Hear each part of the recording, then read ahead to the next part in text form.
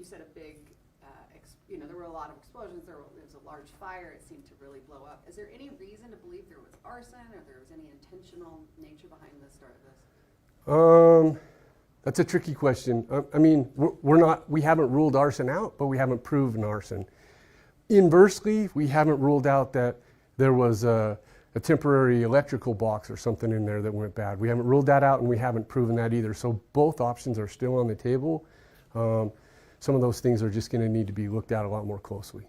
What still needs to be done to determine or to get closer to a determination? We have some footage that we still need to look at, and then, so they're called the spider box. They're used a lot in construction. There were some spider boxes in there.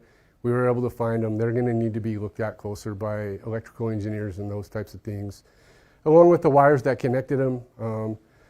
They're on a construction site, so they could have been beat up and causing heat or something like that. And quite honestly, that's way above my knowledge of fire investigation. There are some experts that will look at that and help us figure out if they believe that may or may not have been a cause. Chief, you said there was an arson dog. Did the arson dog key on anything? The arson dog did not key on anything. So, and mostly what they would look for would be a flammable liquid. Aside from the size of this fire and obviously that it was a large construction project, was there anything that made it difficult for the crews to get in there and try to do this work? Well, water's always a concern, right? Because you can only flow so much water through the pipes underground, and this was a large fire.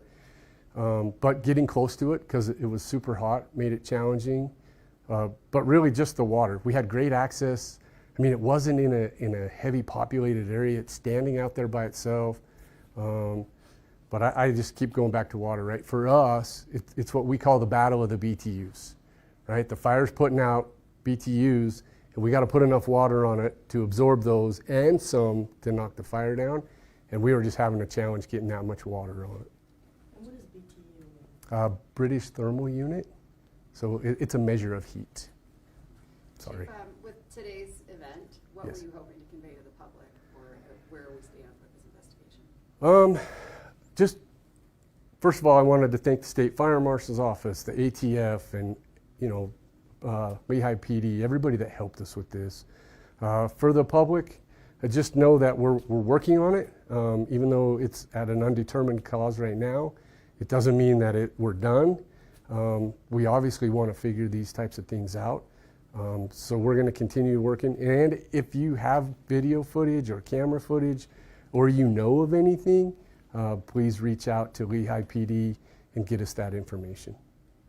Do you know if the developers were using correct materials that were, would qualify as proper fire retardant, or if potentially there was something wrong with the materials of the build?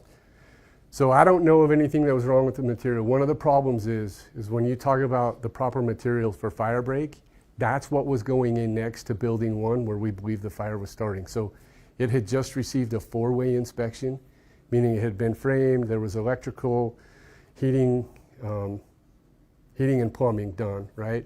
So then the sheetrock goes on, and the sheetrock and the doors and stuff like that are really what prevent the spread of fire, and none of that had been put in yet.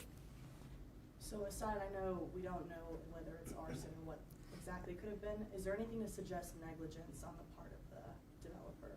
We've not seen anything. No. Any injuries to the crew at all? We did not have any injuries to firefighters. Nope. This was one of those fires that looks like it's a lot of fun, but it's really sitting on a hose line or sitting on top of a ladder and just spraying a lot of water. So. Total loss for the developer owner? I believe so, yeah. And we're still, the other question I think is coming is how much? We don't know. And let me explain why we don't know. Because it was at various stages of construction, we have to go through and sit down with them and figure all that out. And then there were a lot of what we would call exposures, so some contractors' trailers that had tools in them that melted, and so it's going to take us a while before we figure out exactly the cost. Is there anything else you'd like to say to the public? Seems like we've been seeing some big fires this year, not just in Lehi, but around the Wasatch Front. Yeah, I mean, it's challenging, right? It does feel like there's been a lot of big fires. What I would say to the public is we're doing the best we can to figure out what's causing these. If there is a connection, hopefully we can figure that out. We don't believe there is at this time. Just bad luck, I guess. But fire department's always here, and you call 911. We'll bring everything we have, and we'll help mitigate your situation. Thank One you. last question. Yes, sorry. ma'am. What was the response time for your department to get there?